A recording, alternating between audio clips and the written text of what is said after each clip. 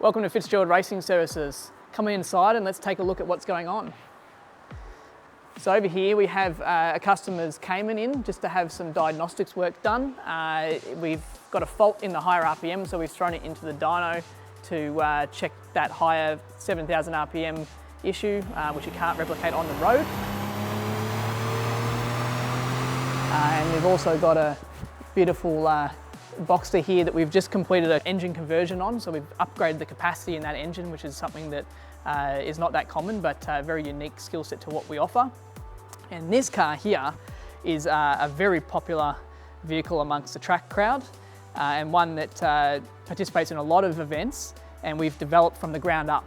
And it's our little protege of motorsport, you could say.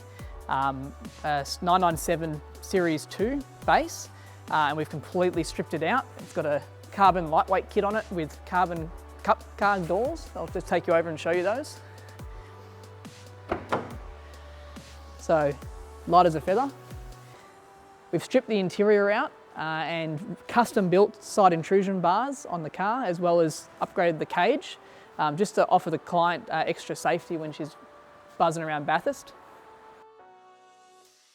All the brakes are upgraded, suspension, sway bars, lower control arms. We've done a carbon rear wing on the back, which is designed loosely off a GD2. In terms of performance, we've got a Klein Innovation Inconel exhaust system, one of our most popular systems on the market at the moment. We've also got a Champion Motorsport carbon intake, IPD plenum Y pipe and upgraded throttle body. This car is a little bit special in that we've also done some water methanol injection upgrades for when she takes it to the drag strip. It's a bit of a weapon. This is a 9-second car and certainly surprises a lot of people out there. I'll lift it up and we'll take a look underneath. Sway bars underneath. All the control arms are upgraded. We've done these toe links that are adjustable as well. We've also got upgraded Wagner tuning intercools on here and hoses.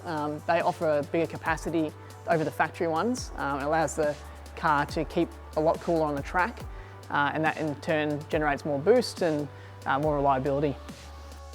Again, lower control arm upgrade, front toe arms upgraded, and various other componentry in the suspension, which is why we're able to get this car to perform so well on the track. On top of that, we've got our special recipe for track alignment as well.